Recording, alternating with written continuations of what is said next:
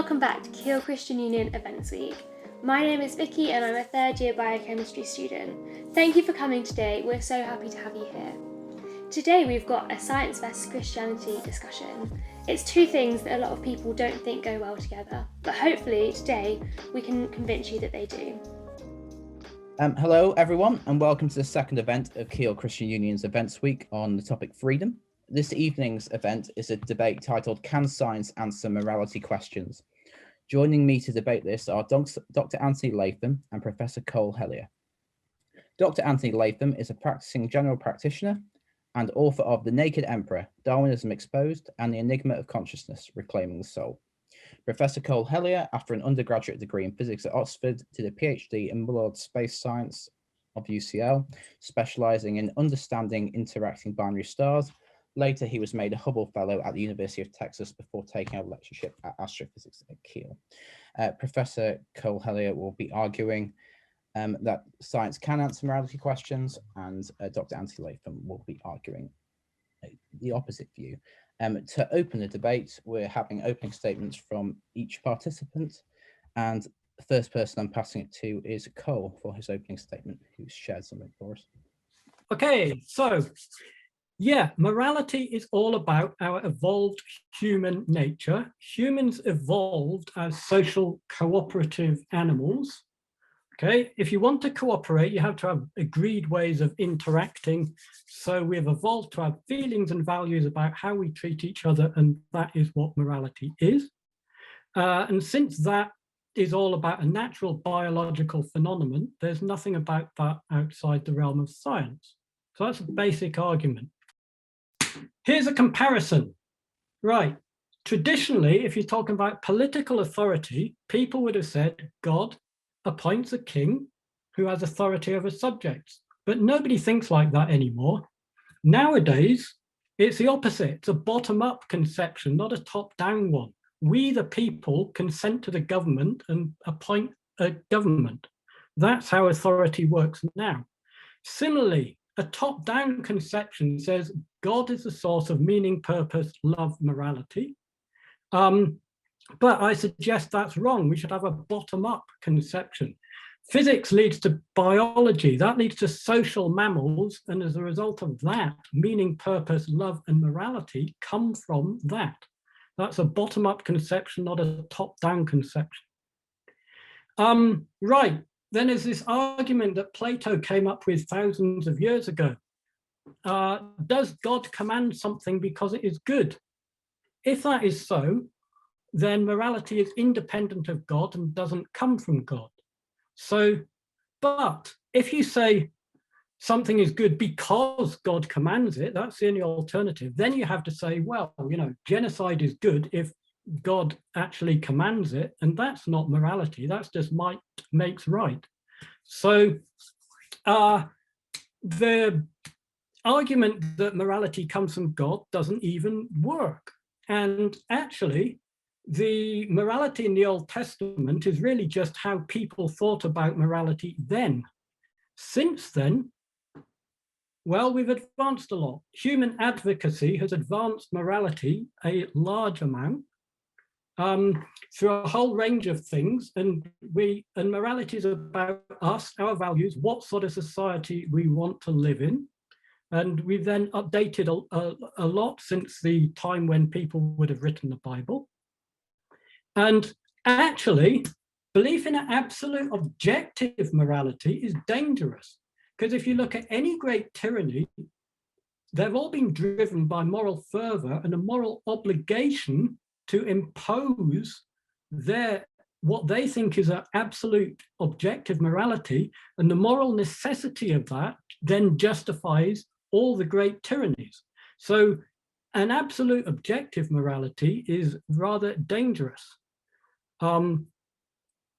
So last slide, just my summary. I've probably gone over 3 minutes. So basically, morality is not something external imposed on humans by gods.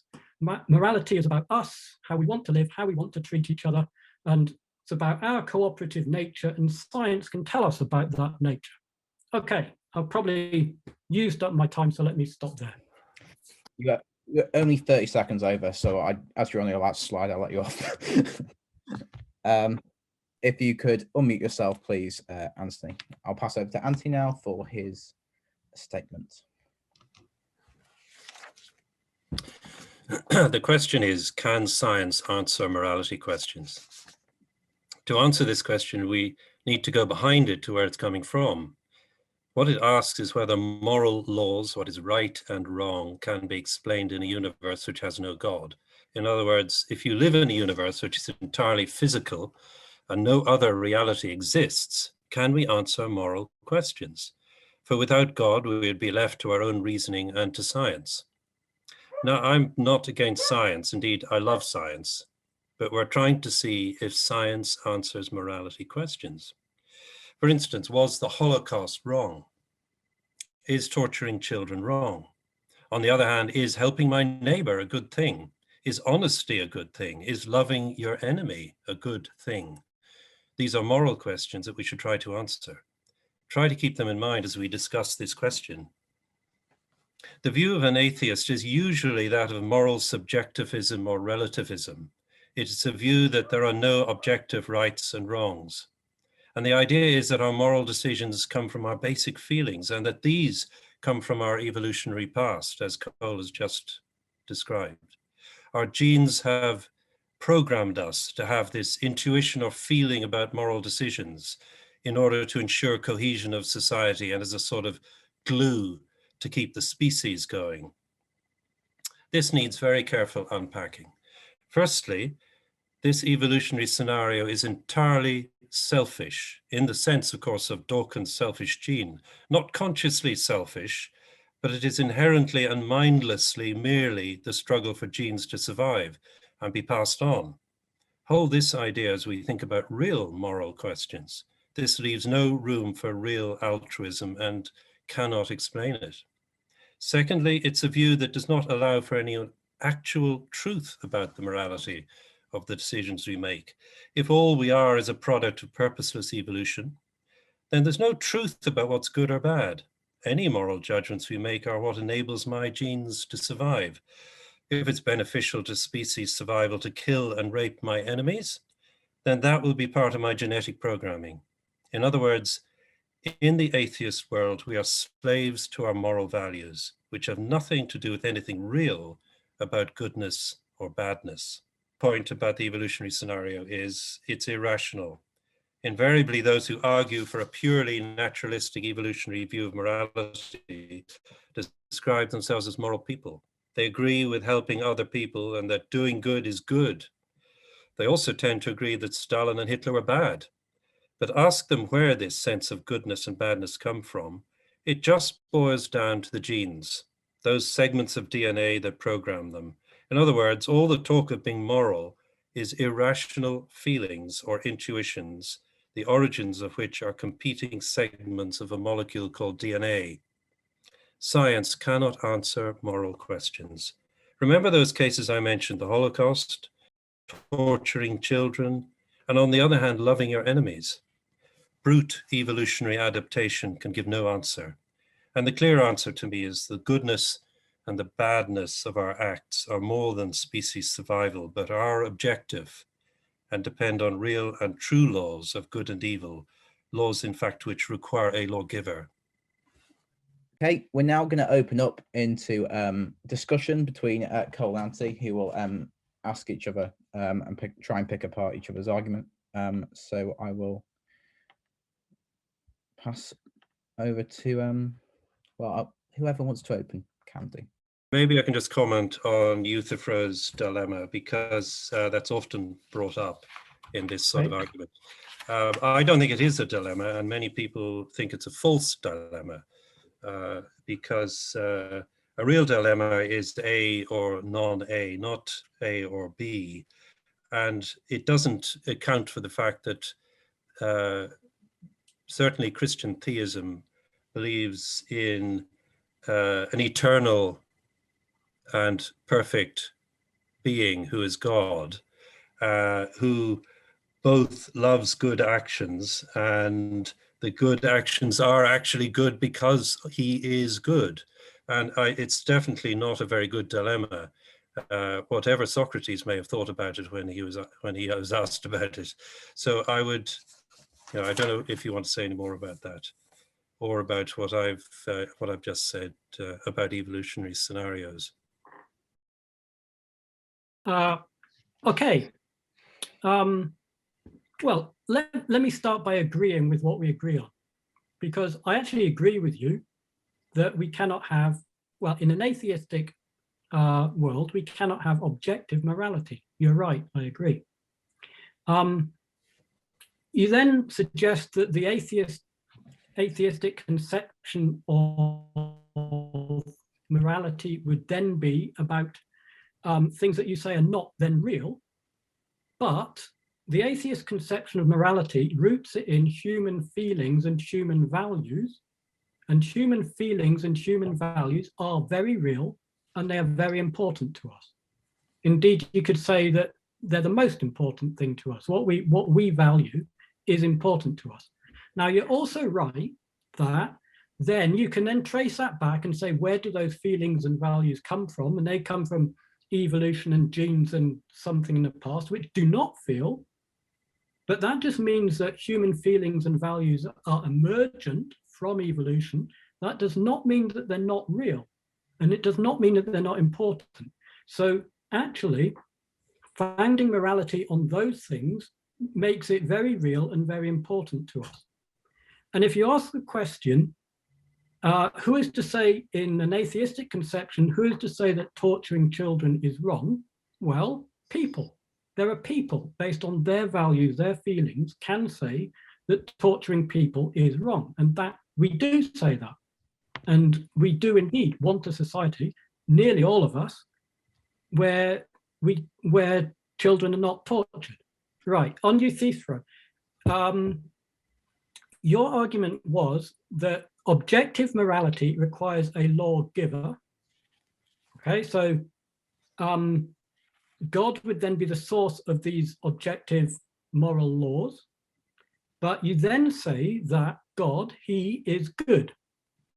Now, what does that then actually mean? Because the statement, he is good, he loves good things, can only mean that there is some independent standard of goodness. Can I come in there? Okay. He is good because we know he is good. There are many reasons for believing that.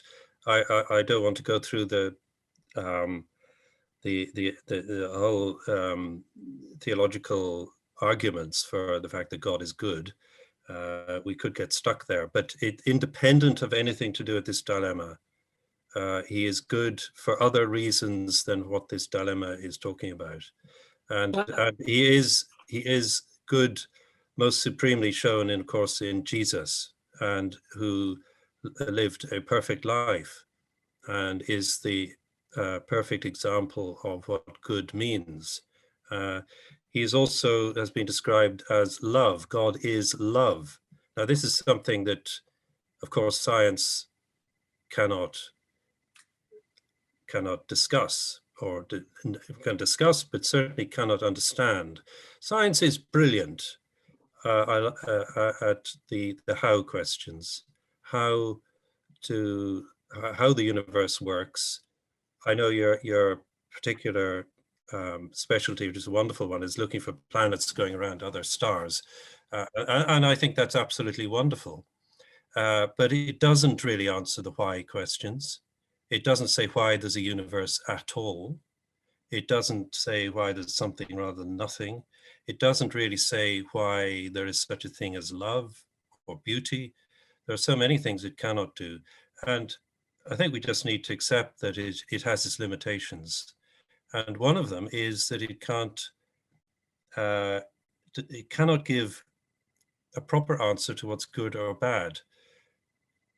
You say that these feelings and these intuitions are real. Of course they're real. I'm not denying that they're real feelings and real intuitions. But what's the source of them, Cole? The source of them is blind and purposeless evolutionary struggle for existence in a brutish world. And so it doesn't have any form of actual goodness or badness. It's purely about survival of genes.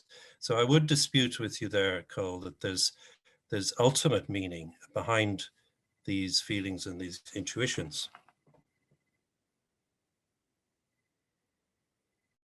Can explain love. Science can explain that in order for a baby to survive well, it needs parental affection. It needs its parents to love it. A baby would not survive except that a mother loved it, and therefore, yeah, that is an inevitable product of social animals evolving. On the questions about why is there a universe at all, I agree. I don't have an explanation. But you could ask the same question, why is there a God at all? And if you just say something like, well, maybe God's a necessary being or just is or whatever, then you could say the same about the universe. So we're not worse off from that. Can I come back to the Euthyphro thing? At that point, then I'll come back to you. Yeah, on regard, well, first of all, if he just finishes that point on the Euthyphro and then go back to what you're saying. Sure. Okay. Sure, we could get bogged down on the Euthyphros. We're not going to agree on one. Yeah, you say that we know God is good. As judged by who? Do we mean as judged by humans? Because then you're basing everything on human judgment. Just when like I see real altruism, when I see people who are not necessarily Christians doing wonderful, selfless things, I say, and where you does that are judging that as good. Yes, I am. Yes. So you are basing this on human judgment, just like I am. We are to use our minds to think through why people do selfless, altruistic things, which are nothing to do with our genetic makeup, often actually self-sacrificial to, I'm thinking of, some of you might remember there was a plane crash in near Washington, D.C. in the 1980s, which crashed into a frozen river. And there were only 6 survivors, and they were standing on the I think it was on the tailplane, and one man helped all the other 5s onto helicopter slings, one after the other, in the freezing conditions. It then sank and he drowned. Now, he of course was a hero. I think everyone would say that. But what he did was something that was altruistic and has no bearing whatsoever to do with passing his genes on, and in fact was quite detrimental to doing that. So altruism is never explained by true altruism, which is never explained by an evolutionary scenario. As regards Euthyphro's, I think we could get bogged down in this dilemma of Euthyphro, because we just try and cover it now and then sort of move on to other topics. That'd be great. It probably would be good. I think there are many reasons for believing that God is love, full stop, because of the many loving things that we see around us and the benefits and the beauty of this world. That's just one reason for thinking of it. But you still need to have made a value judgment that love is a good thing, that altruism is a good thing. You are making that value judgment. So ultimately, this comes back down to you making a value judgment. And that's what I'm saying about morality is rooted in human value judgments. And it is coming back down to that you are judging God to be good because of altruism, because of love, etc. So at root, your root of morality is the same. No, I see, obviously as a Christian, I believe in a revealed God, a God who reveals himself as he has done supremely through Jesus Christ, who shows us what love is all about, so much that he went to a cross for our sake. But what makes you think, sorry, what makes you think that love is a good thing?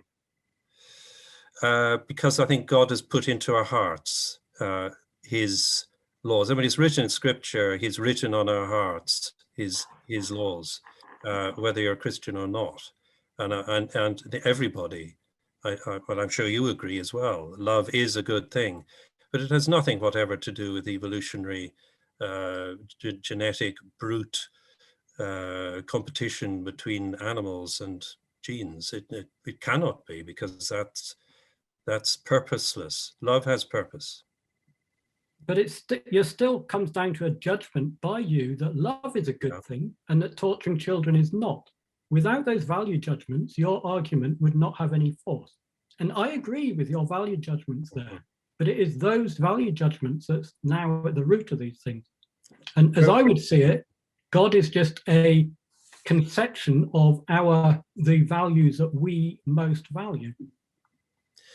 Yeah, I know that's one of the arguments. We're just projecting this lawgiver to satisfy ourselves. But, you know, that's actually doesn't make sense either, because if you have this lawgiver who has these absolute laws, and we're all, frankly, failing to keep them perfectly all the time, why would we project some God to give them to us and feel this constant sense of guilt and conscience?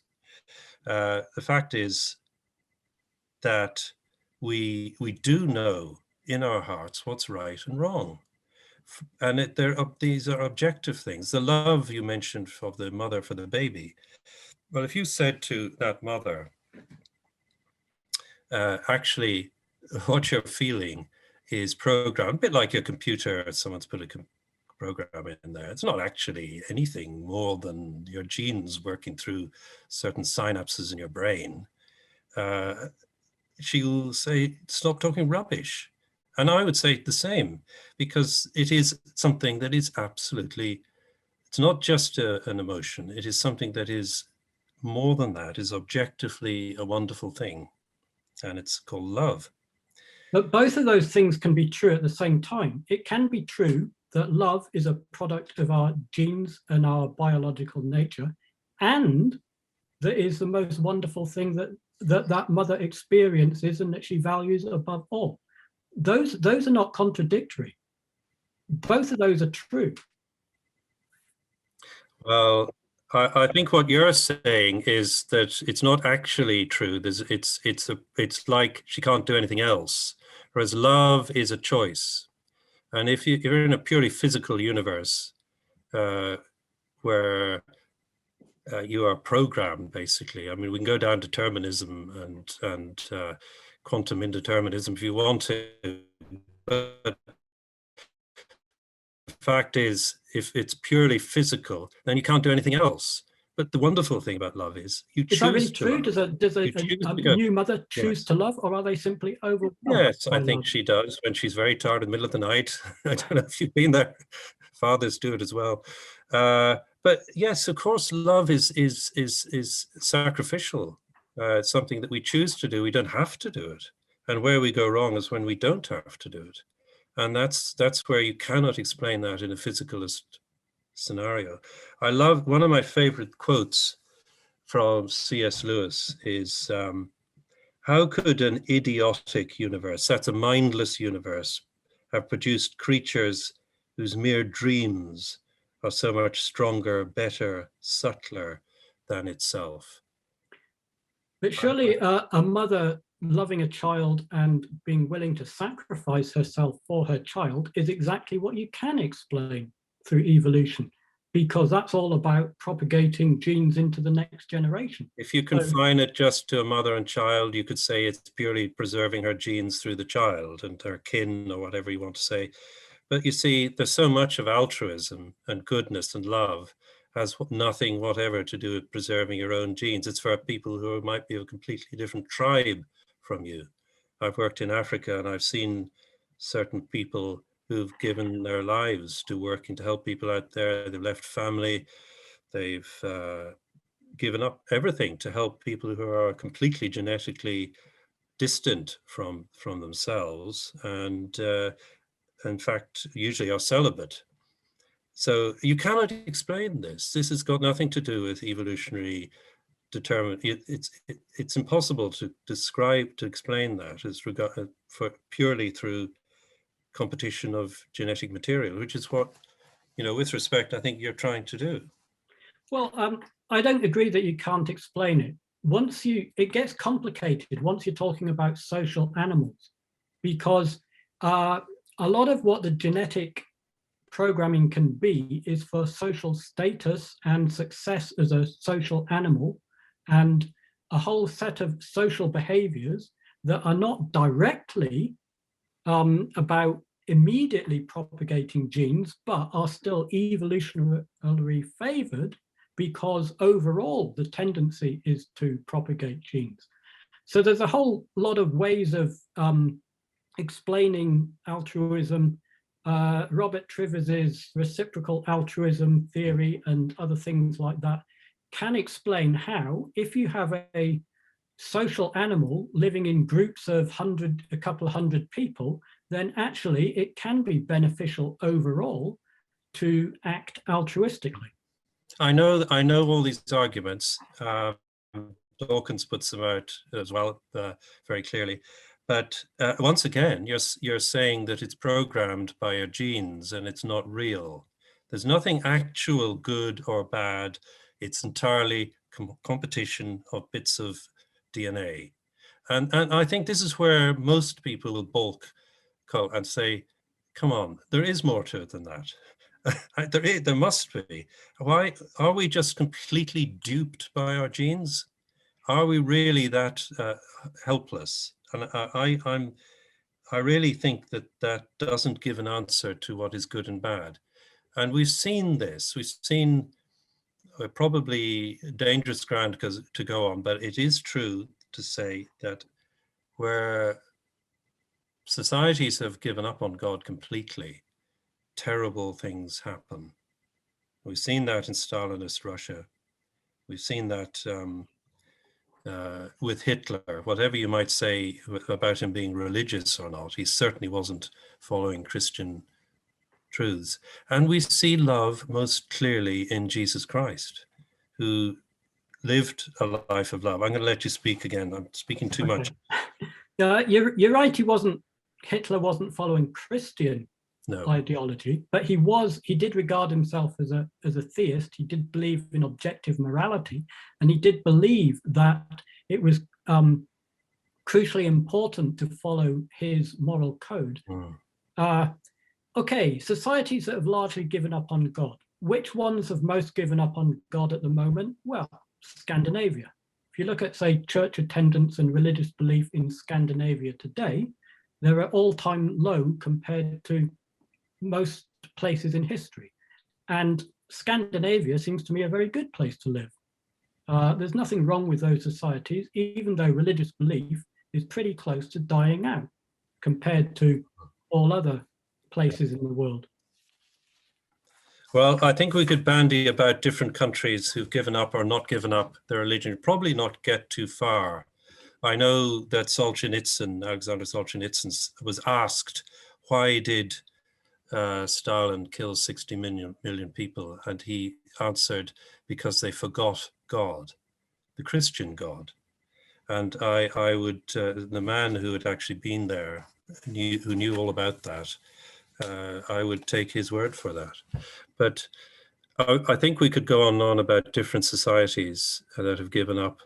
But it is worth saying too, because in your introduction, you quite rightly said that slavery and various other things have been abolished that we would consider bad.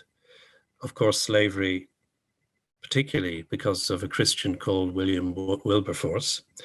But it's worth saying, and this is definitely historical fact, that all our laws and the framework of our government were founded upon Judeo-Christian principles.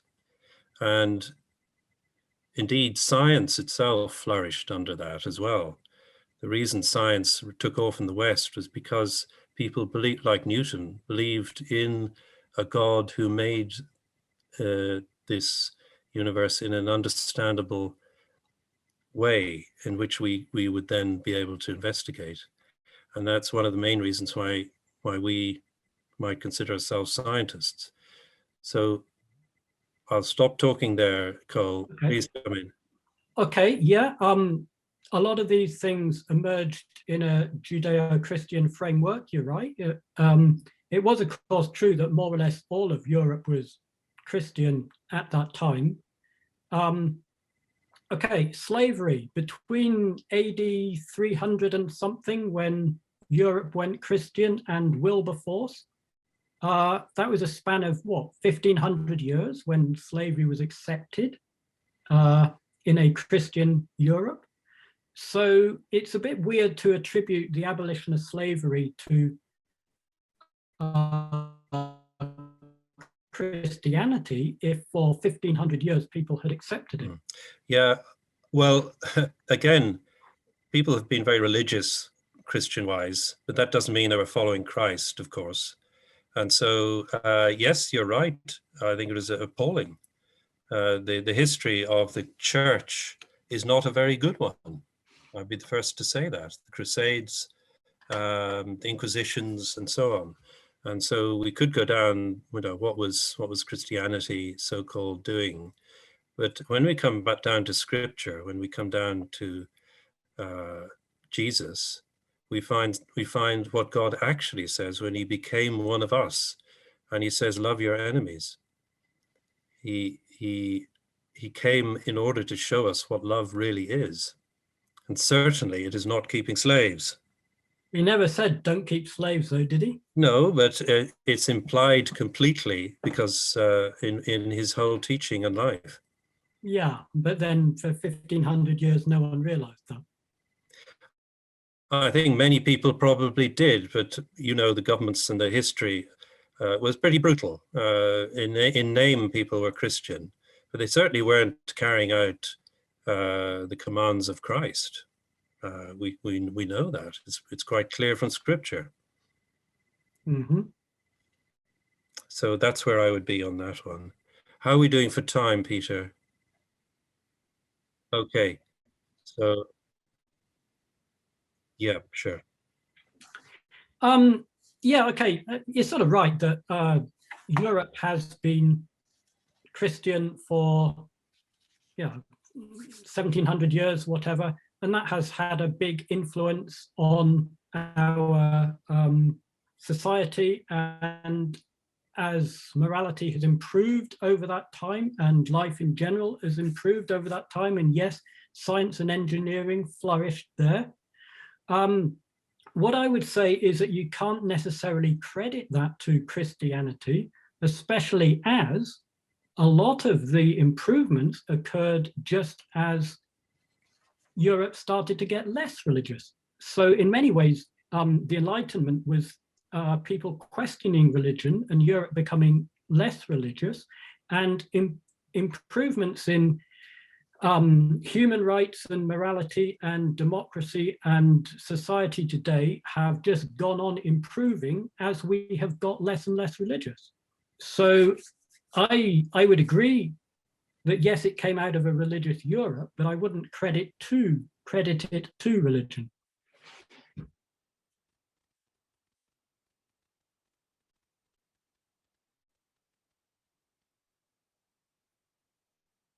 What we have now, what the sort of things that you're doing, is you're standing on the shoulders of these people. That's what I feel. So that would be my argument there, Cole. I do believe it comes from an understanding of the universe, that it's intelligible, that it has laws, wonderfully fixed laws. We could go into the fine-tuning arguments for those, which are quite incredible. And because of that understanding of God as a creator, we have science which is wonderful at finding out things, but it cannot, we need to go back to morality here, I think.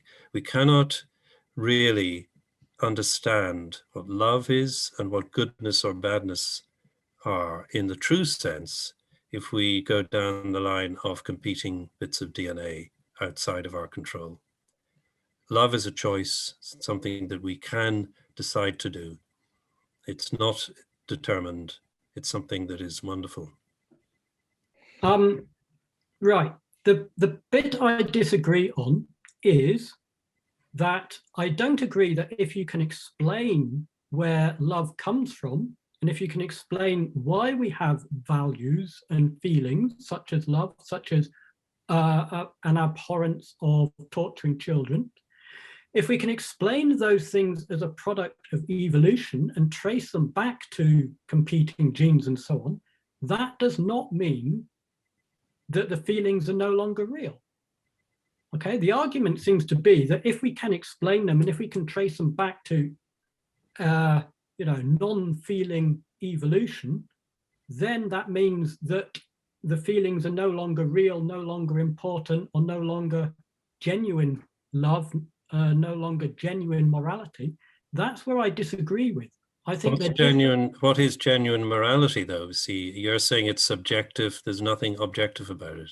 Yes. Whereas, obviously, I cannot agree with that, because all I'm trying to say is that there is an actual lawgiver, that is God, who is good, which is why we know things are good or bad. It's written on our hearts. We go wrong all the time. We see societies continually doing that, and sometimes the church as well. But I think that the key thing, I do respect your position, which is consistent. The key thing is whether there is something real about the goodness and the badness, quite apart from this programming, which basically is. And ultimately what you are saying is that this love and these feelings, they're real, they're there. They come from something that's completely purposeless and completely meaningless. Yes. And that's where we differ. Isn't that an utterly wonderful explanation, that you can take a universe that starts off meaningless and with no feelings, and out of that evolves animals, and out of that evolves social animals, and then they create meaning and purpose and values and love. And that explains where these things come from. Now, your explanation is that you just started with them. You just started with them encapsulated in a God, and that's your starting point. Okay, starting with something is not really an explanation. It's just saying, well, that's our starting point.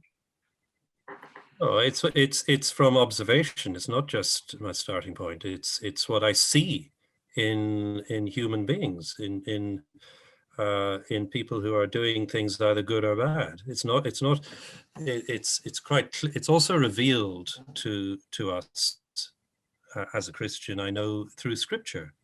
This is something that's revealed. It's not something that I work out rationally as well. So this is where we are. I think we could go around in circles, but there's no doubt to me that love is real, quite apart from something that's programmed. It is a choice. It's something that we can or we cannot pursue, and often we don't.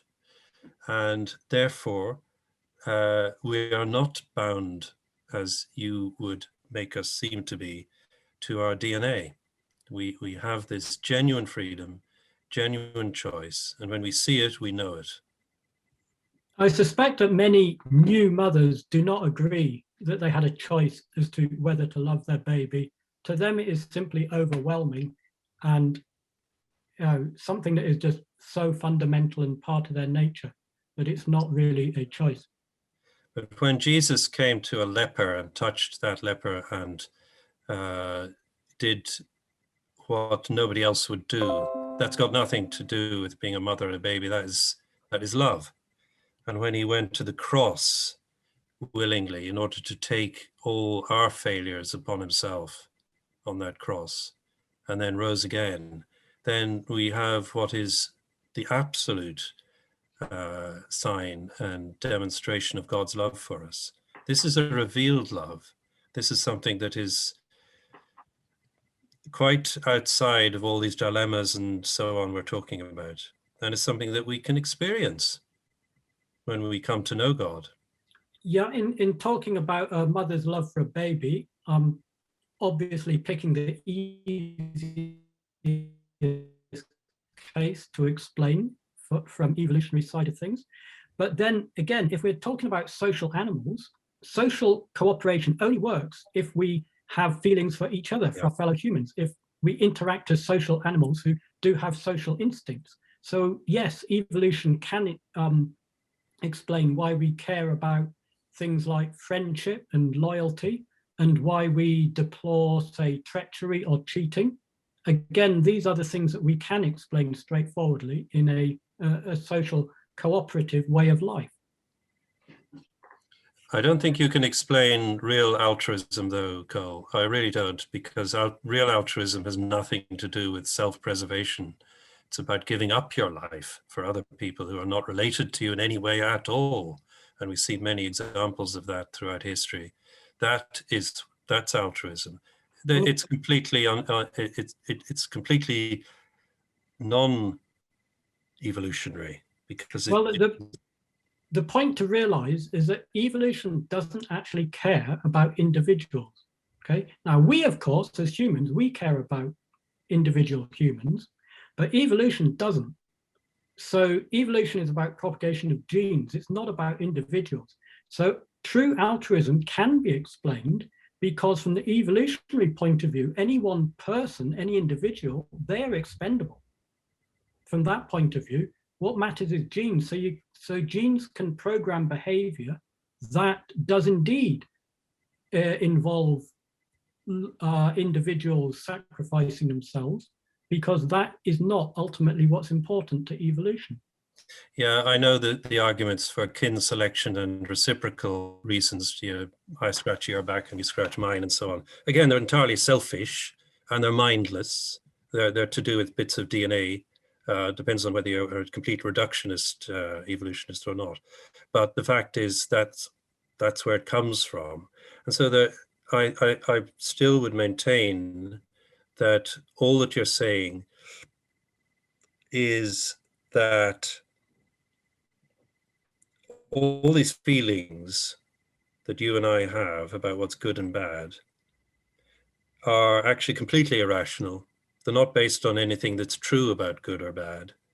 They are based upon our rather desperate, brute survival. and I reject that, because it's not what I experience when I meet true love, people who are choosing to do the opposite of what they would like to do in order to help other people. Yes, these things like love and purpose and morality and so on do indeed come from a blind, uncaring universe, and they evolve out of that. But then you come to, well, do you like that idea? Do you like that explanation and understanding? And to me, yes, it's a wonderful way of understanding the universe. Now, to you, it seems that you don't like that. You don't like that idea and would prefer another explanation where these things come from a divine origin. I don't just not like reacting. Yeah. We're not disagreeing on the basics here, but we're reacting differently to that idea. I don't not just not like it. My observation is it's not true. It's a rational observation of what people do and their behavior. It doesn't match up at all to that. Well, what in particular would you say contradicts it about human behavior? Self-sacrificial altruism simply doesn't. The evolutionary explanation is hopeless, actually, because it doesn't in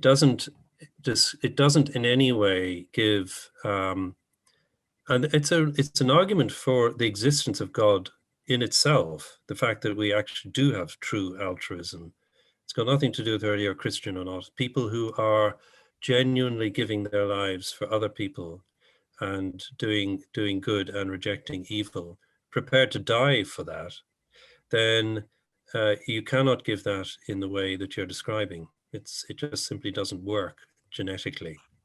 Well, there I would disagree, I think. Again, the basic point is that what matters for evolution, the unit of selection, is not the individual. The individual is expendable. And you can see that in, say, social animals like ants and termites and so on, and bees, where individuals will sacrifice themselves essentially in order that the colony propagate genes, because evolution is basically about propagating genes, and there's no, that allows evolution to treat individuals as expendable.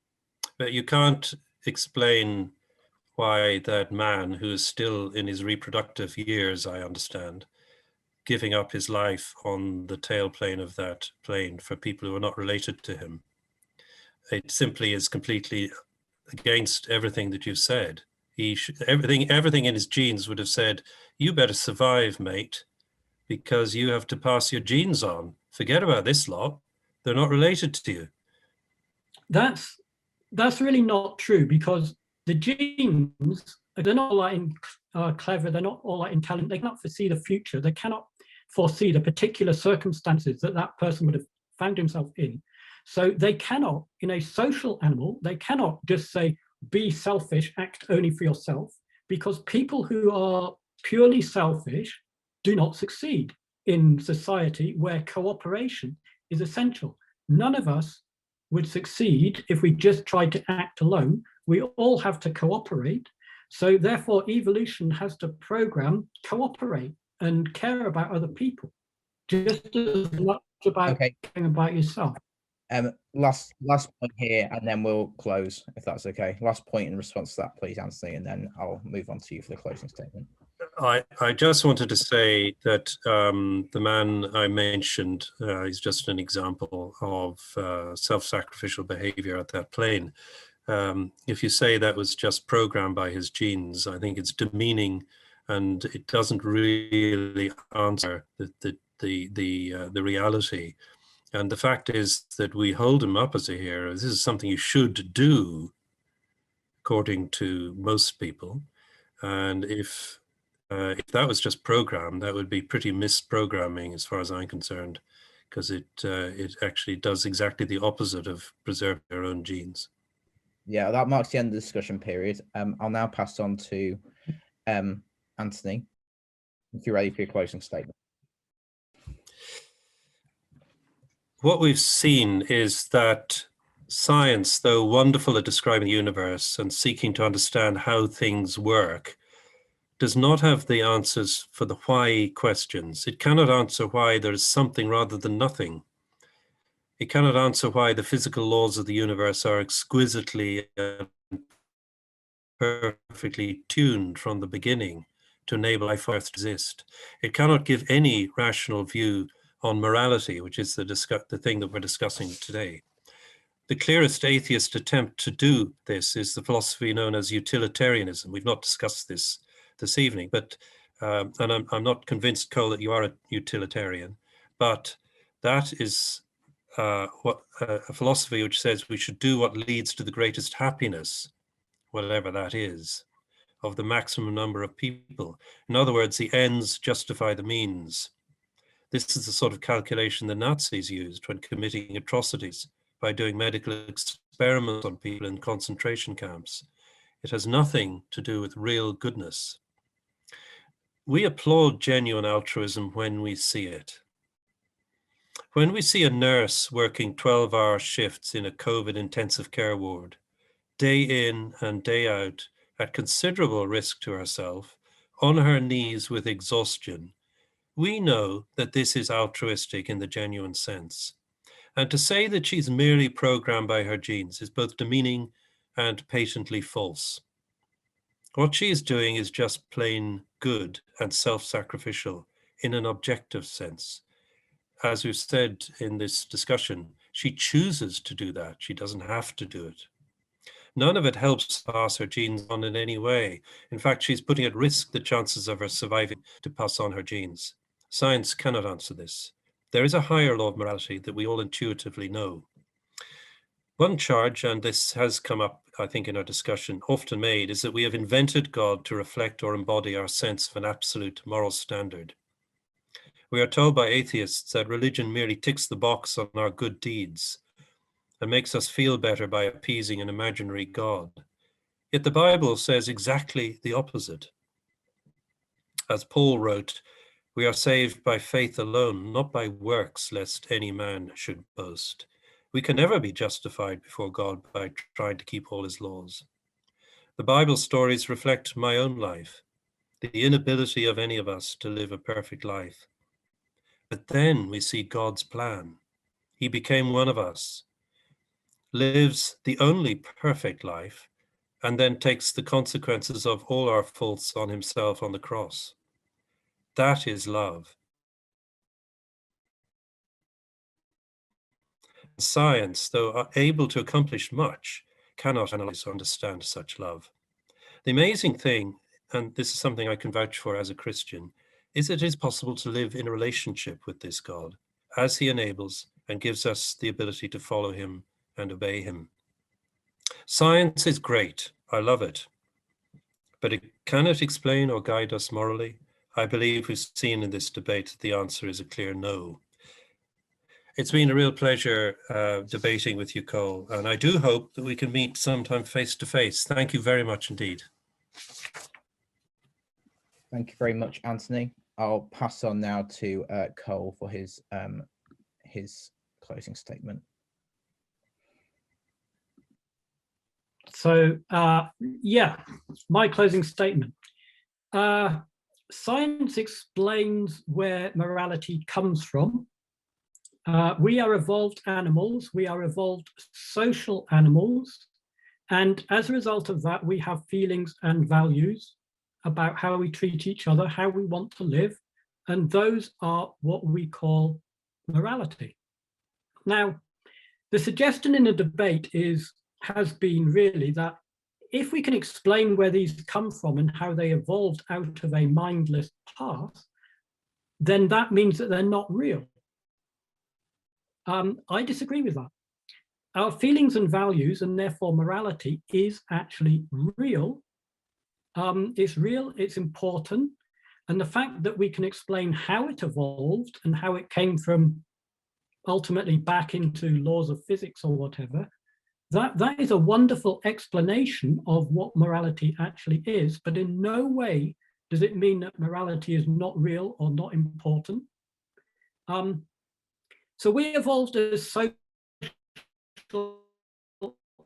animals. Who is to say that torturing children is wrong? Well, we humans, we say that torturing children is wrong. We don't want to live in a world like that. And yes, we do applaud altruism. Okay, we're social animals. We care about how people act. We applaud altruism. That statement can explain why it evolved, because social standing is one of the things that benefits us. If we have greater social standing, that can lead to propagating genes. So trying to achieve high social standing can evolve. And to me, this is the real understanding of morality.